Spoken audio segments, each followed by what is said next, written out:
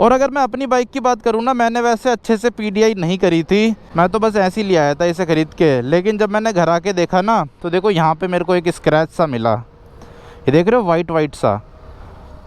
ये जो स्टिकर है ना, ये रेड कलर का, इसके ऊपर है ये। तो स्वागत है यार आप सभी का एक और नए दिन में। अभी टाइम हो रहा है दोपहर के 1:30। और यार एक चीज़ ना, जो बहुत सारे भाई मेरे से पूछ रहे थे कि जब हम अपने लिए हॉर्नेट 125 लेने जाए तो PDI करते टाइम क्या क्या चीज़ें चेक करें, मतलब डिलीवरी लेने से पहले क्या क्या चीज़ें चेक करनी चाहिए ताकि आपको डिफेक्टिव बाइक ना मिल सके। क्योंकि एक भाई के साथ ना ऐसा हुआ है, यूट्यूब पे आपने देखा होगा, उनका इंजन खुल गया, उन्होंने PDI करते टाइम ना चेक नहीं किया ढंग से। उसके अलावा भी एक दो चीज़ें हैं जो मेरे ख्याल से लोगों को पता होनी चाहिए गाड़ी लेने से पहले PDI करते टाइम। और बाकी जिन लोगों को PDI की फुल फॉर्म नहीं पता, तो PDI मतलब होता है प्री डिलीवरी इंस्पेक्शन। ये चाहे आप कार लो या बाइक लो, होता ही है। उसमें क्या होता है कि आप ना अपनी बाइक को या कार को चेक कर सकते हो डिलीवरी लेने से पहले। क्योंकि जब एक बार गाड़ी चढ़ जाती है ना आपके नाम पे, फिर उसके बाद अगर उसमें कुछ दिक्कत होती है तो वो चेंज नहीं हो सकती। रिपेयर हो सकती है लेकिन चेंज नहीं होगी। वारंटी में वो चीज़ ठीक हो जाएगी लेकिन वो चेंज नहीं करते जल्दी से कंपनी वाले।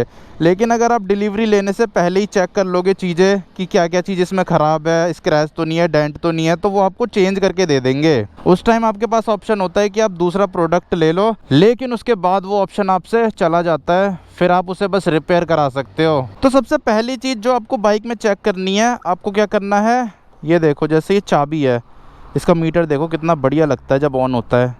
क्योंकि इसमें पहले देखो ऐसे होंडा लिखा हुआ आता है और फिर ये स्टार्ट होता है। और बाकी मैं अगर आपको अपनी बाइक दिखाऊं, मेरी बाइक अभी चल चुकी है 1895 किलोमीटर्स।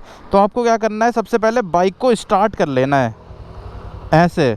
इसमें साइलेंट स्टार्ट मिलता है आपको, और स्टार्ट करके ना यहाँ पे आना है कि इंजन में से कोई ऐसे टक टक की सी आवाज़, अजीब सी आवाज़ तो नहीं आ रही। क्योंकि ये होंडा का इंजन है तो इसमें ना इतनी कुछ आवाज़ नहीं है, बस एग्जॉस्ट साउंड आता है। तो अब आपको साउंड सुनाता हूँ।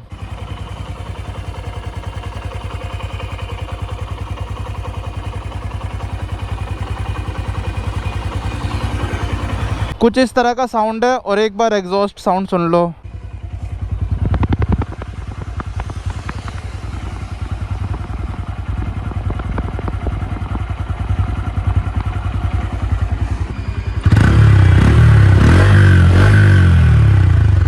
तो देखो कुछ भी ना एक्स्ट्रा साउंड नहीं है बाइक में, एकदम बस एग्जॉस्ट का साउंड है, वो भी एकदम स्मूथ, कोई अजीब सी खड़खड़ खड़खड़ की आवाज़ नहीं है। तो होंडा के इंजन ज़्यादातर ऐसे ही होते हैं, लेकिन अगर आपके इंजन में कुछ दिक्कत होगी ना तो उसमें अलग सी आवाज़ आएगी। इसको कर देते हैं बंद। इसीलिए सबसे पहले तो आपको इंजन ही चेक करना है, क्योंकि गाड़ी में सबसे मेन इंजन ही होता है। और अगर आपका इंजन ही ख़राब होगा फिर तो बेकार ही है गाड़ी ख़रीदना, फालतू में पैसे लगाते फिरोगे लेने के बाद।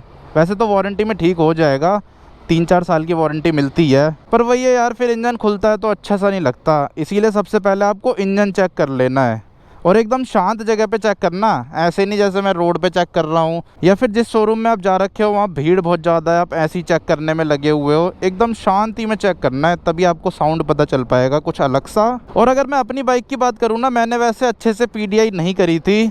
मेरे साथ एक भैया गए थे, बस उन्होंने देखी थी, मैं तो बस ऐसे ही ले आया था इसे ख़रीद के। लेकिन जब मैंने घर आके देखा ना, तो देखो यहाँ पे मेरे को एक स्क्रैच सा मिला। ये देख रहे हो, वाइट वाइट सा। ये जो स्टिकर है ना, ये रेड कलर का, इसके ऊपर है ये। पर चलो इतना तो चल जाता है, इतने में क्या फ़र्क पड़ता है, बस स्टिकर चेंज होगा और ये हट जाएगा। ये जो रेड वाला स्टिकर है, पेंट नहीं है, ये स्टिकर है। इसमें ये स्टिकर मिलता है आपको। यहाँ पे भी जो ये है, ये भी स्टिकर है रेड कलर का। ये पेंट है, ये पेंट है, ये पेंट है, और जो ये ग्रे कलर है ये पेंट है। लेकिन ग्रे में जो ये रेड है ये स्टिकर है, और ये जो CB 125 लिखा है ये भी स्टिकर है। तो इसीलिए आपको चारों तरफ से बाइक भी चेक कर लेनी है, कहीं पे स्क्रैच डेंट तो नहीं है। अगर छोटे मोटे स्क्रैच हो तो चल जाते हैं, लेकिन अगर ज़्यादा है तो फिर आपको बाइक नहीं लेनी है। और अगर छोटे मोटे भी ज़्यादा है ना, तो उसके बदले आप डिस्काउंट ले सकते हो, या तो फिर दूसरी बाइक ले लो। उस टाइम तो आप राजा हो, कुछ भी ले सकते हो, जो आप बोलोगे कंपनी वही करेगी। लेकिन जब एक बार आप प्रोडक्ट ले लेते हो ना, फिर उसके बाद आप राजा नहीं रहते, फिर जो कंपनी बोलेगी वही आपको करना पड़ेगा। लेकिन जब तक आप पेमेंट नहीं करते, गाड़ी नहीं खरीदते, जब तक आप राजा होते हो। जब तक आप जो बोलोगे, उनको बोलोगे ये ख़राब है, वो बोलेंगे कोई नहीं हम ठीक करके देंगे। ये ख़राब है, वो ठीक करके देंगे। लेकिन जैसी पेमेंट हो जाती है ना, उसके बाद सारी कंपनियों का यही हाल है, सब हमको प्रजा बना देते हैं और खुद राजा बन जाते हैं। और ये हर चीज़ में है, ये सिर्फ गाड़ियों में नहीं है, चाहे आप कोई कपड़ा खरीदो, कार खरीदो, ये कार खरीदो, कुछ भी खरीदो, सब में ही ये सिस्टम चलता है। जब तक आपने पेमेंट नहीं करी, जब तक आपने कोई चीज़ खरीदी नहीं है ना, तब तक ही आप राजा हो। अब आपको एक और चीज़ बताता हूँ जो आपको चेक करनी है हॉर्नेट 125 की PDI करते टाइम, वो इसका ना ये वाला पैनल है। इसमें पता है क्या दिक्कत आ रही है, मैंने भी ना ये चेक किया था, किसी किसी बाइक में ये ज़्यादा हिल रहा है, किसी किसी बाइक में ये कम हिल रहा है। अब वो मेरे को पता नहीं है ऐसा क्यों हो रहा है। हो सकता है लोग आते हैं इसको हिला के देखते हैं, क्योंकि यूट्यूब पर यही चल रहा है, तो बार बार हिलाने की वजह से वो लूज़ हो गया ज़्यादा ही। लेकिन जैसे मेरी बाइक है ना, इसका ये इतना नहीं हिलता। जब आप एकदम ही ज़्यादा ताकत लगाओगे ना, तब हिलता है। ये देखो मैं कितनी ताकत लगा रहा हूँ, लेकिन फिर भी ऐसा नहीं है कि बहुत ज़्यादा हिल रहा है। लेकिन किसी किसी बाइक में ना ये बहुत ज़्यादा हिल रहा है। मैं एक होंडा के शोरूम में गया था ना, तो वहाँ मैंने हिला के देखा, तो उस बाइक में बहुत ज़्यादा ही हिल रहा था। तो इसीलिए ये भी आपको चेक कर लेना है कि ये ज़्यादा तो नहीं हिल रहा, क्योंकि ये वैसे ज़्यादा नहीं हिलता है। जब आप बहुत ज़्यादा ही ताकत लगाओगे ना, तब हिलता है। ये देख लो, मैं इतनी कम भी ताकत नहीं लगा रहा हूँ, लेकिन फिर भी ये देख लो इतना हिल रहा है। तो ये भी आपको चेक कर लेना है। ये पैनल तो ज़रूर चेक कर लेना, चाहे कोई पैनल चेक करो या ना करो, ये इतना ज़्यादा भी नहीं हिलता है। और उसके लिए आप ये भी कर सकते हो, शोरूम में ना और भी कलर की अलग अलग खड़ी रहती है हॉर्नेट 125, तो उनका चेक कर सकते हो कि सबका सेम ही है, आपकी बाइक का भी और दूसरी कोई बाइक का भी सेम ही हिल रहा है, या फिर आपकी बाइक का ज़्यादा हिल रहा है। तो ये ज़रूर चेक कर लेना। तो इसीलिए यार हॉर्नेट 125 लेने से पहले ना ये वाला पैनल ज़रूर चेक कर लेना, क्योंकि ये इतना ज़्यादा भी नहीं हिलता है और इतना कम भी नहीं हिलता है, मतलब नॉर्मल ही है। मैं जब बहुत ही ज़्यादा ताकत लगाऊंगा ना, जब हिलेगा ये। और मैंने YouTube पे भी बहुत सारी वीडियो देखी थी, किसी किसी बाइक का ज़्यादा हिल रहा है, किसी किसी बाइक का बहुत कम हिल रहा है। मतलब कम तो किसी का भी नहीं हिल रहा, ज़्यादा ही हिला रहे हैं लोग तो। और ख़ासकर जो यूट्यूबर चेक करने जा रहे हैं, वो तो पूरा हिला दे रहे हैं उसे। मेरे ख्याल से आधी बाइकों का तो इसलिए भी ढीला हो जा रहा होगा, जो भी जा रहा होगा उसे हिला के देख रहा होगा हिल रहा है कि नहीं हिल रहा। और आज विश्वकर्मा डे भी है, तो आप सभी को विश्वकर्मा डे की हार्दिक शुभकामनाएं। कल मैंने अपनी नैनो साफ़ कर दी थी। वैसे यार इस बार अलग अलग सिस्टम चल रहा है, 2 दिन की तो दिवाली हो गई। मैंने सोचा कल था विश्वकर्मा डे, कल मैंने नैनो साफ़ करी थी, एकदम मस्त चमका दी थी। बहुत ज़्यादा गंदी हो रही थी, वो सड़ रही थी एकदम। अब घर जाके आज इसे चमका देते हैं, विश्वकर्मा डे बन जाएगा अपना। ये भी गंदी हो रही है बहुत ज़्यादा, मतलब ऐसे ऊपर ऊपर से तो नहीं हो रही, लेकिन टायर के आसपास गंदी हो रही है। टायर भी गंदा हो रहा है, और जो चेन होती है ना उसके ऊपर का कवर, वो भी गंदा हो रहा है। सस्पेंशन गंदा हो रहा है, मडगार्ड गंदा हो रहा है। मतलब नीचे नीचे से गंदी है, ऊपर ऊपर से साफ़ है। जो बॉडी है वो साफ़ है, लेकिन जो नीचे वाला सिस्टम है वो गंदा है, तो उसे साफ़ कर लेते हैं घर जाके। तो वैसे यार बस यही चीज़ें हैं जो आप चेक कर सकते हो हॉर्नेट 125 लेने से पहले PDI करते टाइम पे। और बिना PDI करे तो लेना मत, चाहे कोई सी भी बाइक लो। PDI तो करी लेनी चाहिए। वैसे तो मैंने भी नहीं करी PDI, मैं खुद इतना ज्ञान दे रहा हूँ, लेकिन मैंने खुद नहीं करी PDI। वो तो ये है, मेरे को सही पीस मिल गया। और ऊपर से मेरे को यार ये बाइक इतनी ज़्यादा लंबी रखनी है नहीं। अब इसके बाद जो मैं दूसरी बाइक लूँगा ना, MT-15 यामाहा की, उसकी करूँगा PDI। अब यामाहा चलाएँगे 150 सीसी, 125 सीसी के मज़े तो ले लिए मैंने, बाकी अभी कुछ महीने और ले लेंगे। अभी नहीं ले रहा, अभी तो मैं बाद में लूँगा, कुछ महीनों बाद लूँगा। अभी तो इसे ही चलाऊँगा, 125 सीसी के मज़े लेंगे अभी कुछ महीने, उसके बाद यामाहा के मज़े लेंगे 150 सीसी के। 150 सीसी में कौन सी बाइक ज़्यादा बढ़िया है? मेरे हिसाब से तो MT-15 ही मेरे को ज़्यादा बढ़िया लगी।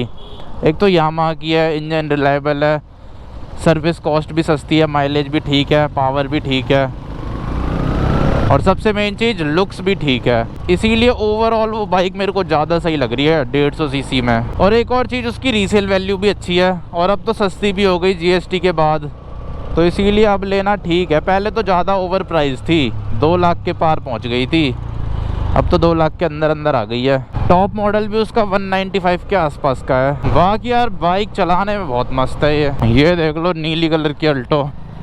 नीली कलर की अल्टो तो पहली बार देख रहा हूँ यार। लुक्स कितने तगड़े हैं इस बाइक के। 125 सीसी के सेगमेंट की ये सबसे महंगी बाइक है, लेकिन वर्थ है इसमें एक्स्ट्रा पैसे देना। एक तो रोड प्रेजेंस अच्छी है, पब्लिक रिएक्शन मिलते हैं तगड़े तगड़े, लुक्स बहुत ज़्यादा मस्त हैं, और कलर बहुत ज़्यादा मस्त है। ये देख लो, अलग ही चमकता है इसका रेड, और इसका ब्लू भी बहुत ज़्यादा मस्त है, नियॉन भी मस्त है, ब्लैक भी मस्त है, सारे ही कलर मस्त है। कोई भी ऐसा कलर नहीं है जो बेकार हो। जितने भी लोग ले रहे हैं ना हॉर्नेट 125, सब कंफ्यूज हो जा रहे हैं कि कौन सा कलर लें, क्योंकि सारे ही कलर इतने मस्त है, एक से बढ़कर एक। तो फाइनली यार अपनी बाइक को लेके पहुंच चुका हूं घर। अब इसको करेंगे साफ़। ये देखो यहाँ पे इसमें कितनी ज़्यादा मिट्टी है, ये देख रहे हो, सबसे ज़्यादा इधर ही है इसमें मिट्टी, बाकी तो ऊपर से साफ़ ही है। लेकिन यहाँ अंदर शॉकर में भी बहुत ज़्यादा मिट्टी है, और इसमें भी बहुत ज़्यादा मिट्टी है, और यहाँ आगे जो इंजन काउल है इसमें भी बहुत ज़्यादा मिट्टी है। तो ये सारी साफ़ करनी है main.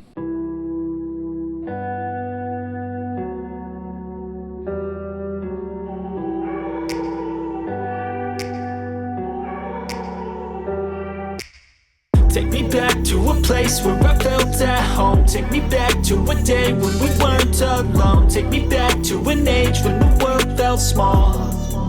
Way back before we blew it all. Take me back to a place where I felt at home. Take me back to a day when we weren't alone. Take me back to an age when the world felt small. Way back before we blew it all. Too many things going on, I can't keep track of them all. From people dropping a bomb to people putting up